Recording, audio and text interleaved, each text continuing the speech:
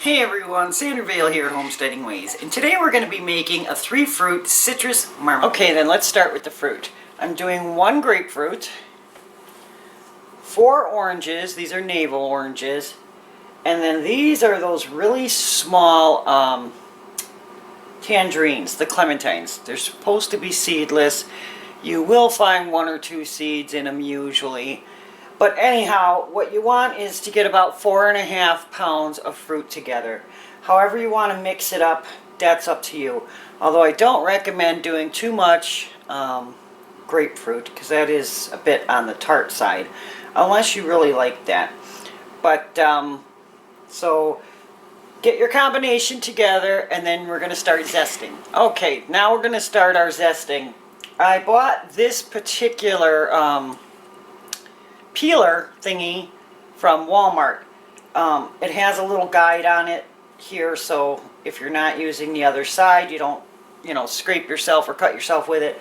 And this side has got these little groove thingies on there, and it works really good for zesting. You can get tiny little pieces here, or you can get them bigger, but they cut really thin, so that works out great. And see, this is the pith that you don't want. So it may take a little while. You're going to need to zest all of this. Maybe you won't use all of it if you don't like a lot of the zests in your marmalade. You just want some for, looks or a little bit of texture. It's, totally up to you. But I'm going to zest everything, and I'll get back to you when it's done. Okay, so what we're going to do next is we're going to cut up the zesting or the peeling. Now this is from the grapefruit, so there's very little pith on there. But this came from the tangerines, and you can see the pith on there. It's very thin, but it's still on there because you can't really zest those tiny little tangerines. You're going to end up just peeling them. And I like to stack them together and slice them in these little ribbons like this.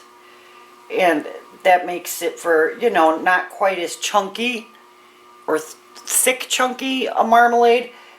And this small amount of pith is okay in your marmalade. It does contain pectin, so it'll help it to set up a little bit.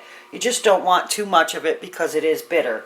So I'm going to get this all chopped up, and then we'll hit the next step. Okay, the next thing you're going to do is take all your chopped up zest and put it in a pot with about 6 cups of water. You're going to let that boil for maybe 10 minutes or so. Okay, now while your zest is boiling, you're going to want to get this pith off your fruit here. You're just going to peel it, and you're not saving it or anything, so throw it in the garbage or have a bowl ready like I do here. Some of this on the oranges is really thick, so once you get a little bit off, you can just peel it.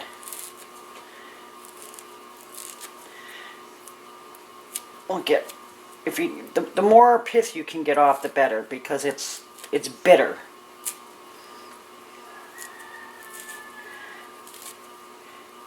So we're gonna put this all in there.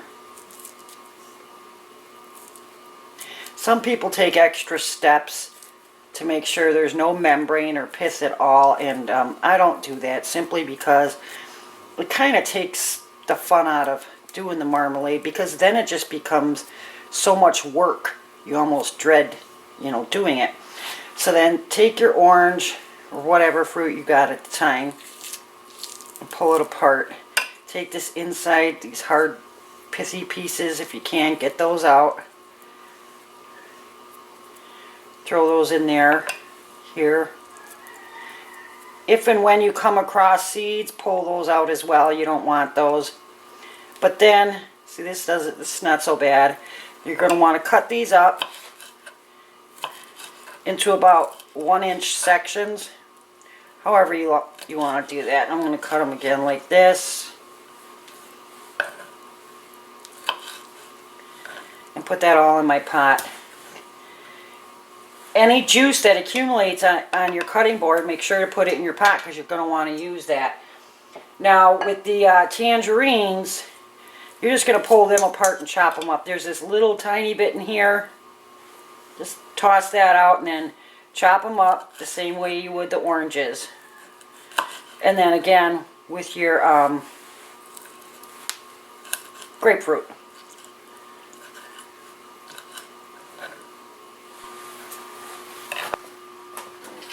Alrighty, the zest is done boiling, so I'm going to strain it into another pot. Oopsies.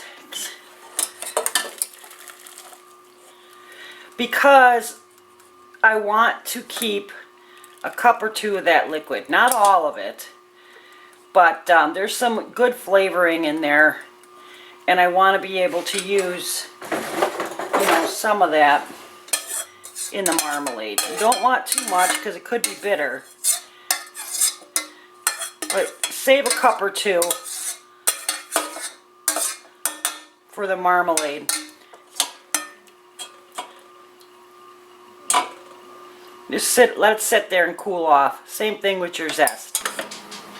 Okay, everything is chopped up and ready to go. So the first thing we're going to do is get it on the stove, and then we're going to add 6 cups of water. 2 of the cups are that reserved liquid from the zest. Could have cut a couple of these smaller. But anyhow, turn your heat on to high to get it to a boil.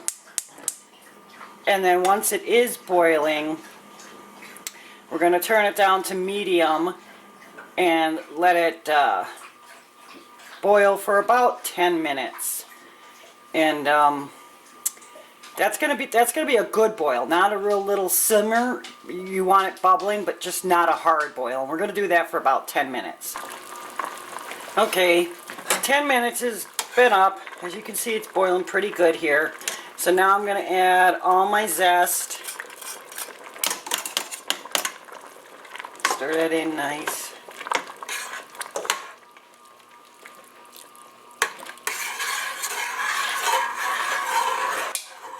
And then I'm going to add 6 cups of sugar. That sounds like a lot, but I ended up with about 6 cups of fruit. And you're going to end up doing about a cup of sugar per cup of fruit.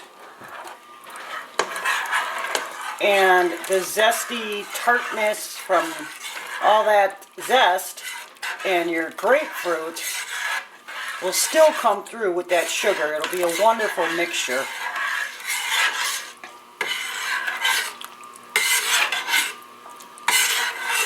So now we're going to turn our heat up to get it back to a boil. And we're going to let it boil for about 30 minutes this go around. Check it every 5 minutes or 10 minutes or so just to, stir it to make sure it's not scorching. Adjust your heat if need be. You don't want a super hard boil. You want it boiling good, but not so high where you got to worry about it scorching. And as your fruit continues to cook down, you can squish it up a little bit here if you want with your spoon. Just depends on, how many chunks you want in your marmalade. But anyhow, while that's going, it'd be a good time to get your canner set up. Now I'm thinking I'll get about 7 or 8 half pints. So, figure if you're doing pints yourself, you probably get 3 or 4. But I'm going to be giving these out with a few other things as gifts for Christmas this year. So I'm looking at, like I said, 7 or 8 pints. So I have those in the canner right now. I'm going to turn my heat on and let them start to warm up slowly. And then I'll get my my lids in my pot of water back behind here. So as it progresses, we'll get back to you. Okay, it's been well over 30 minutes, probably closer to 40, and it's definitely thickening up here. At this time, you could take a masher and try and mash your fruit down, or take a stick blender, an immersion blender, and use it to chop up the fruit a little bit more if you want. I did do that, so it's a little, you know, not as big a chunks, but you have to be extremely careful doing that when you're putting it in boiling liquid like this. So just make sure if you have it underneath there, you don't raise up your mixer with the power on. And you don't even really have to do that. You know, you can leave it as it is, or like I said, use a regular masher.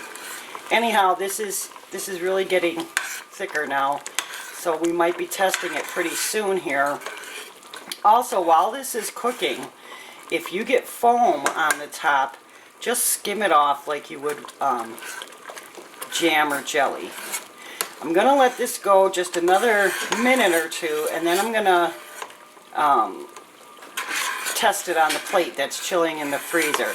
If you have a candy thermometer, you can also use that. When this reaches about 220, that should be about the right time for it to gel. I did my first plate test and it's not ready yet. So what I'm going to do is, it's really close. I'm just going to turn the heat up a little bit more so it goes to a hard boil. And I'm going to keep stirring it constantly till it thickens up to the point that I like, or where I think it's ready. And when I do another plate test, I'll make sure to show you. Okay, so here we're going to go with our test.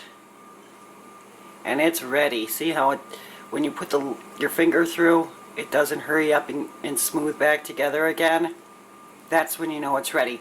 And this plate was in the freezer, chilling, while I was cooking this up. So we're going to turn it off, and we're going to get it into our jars. Okay, we're ready to can it up, so stir it around a little bit to make sure all your bits and pieces in there are distributed evenly. Get it in your jar. You're going to want about a 1/4 inch headspace on this.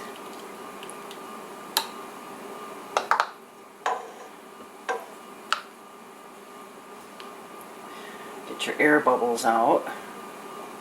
Now, whether you're canning pints or half pints like this, it's only going to need to process in the canner for 5 minutes. So that's really nice. Making marmalade can take a really long time, so make sure your day is free, that you have the time to do it. And also make sure you have a lot of rags around, wet rags that is, and wear an apron, because it sure is sticky business.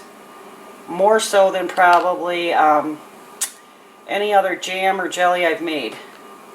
So once your rim is good like that, you got your air bubbles out, take one of your warmed lids, get your ring on, and get it in the canner. And when I'm all done, I'll be back. Alrighty, they're all done now, and they look great. I ended up getting 9 half pints out of that batch, and that was great. I'm really happy about that. They have a really nice color to them, and I can't wait to give a few of them away and see how people like them. So I hope you liked the video. I hope it helped you out. I appreciate you taking the time to watch it, and it was really nice talking to you. And you take care.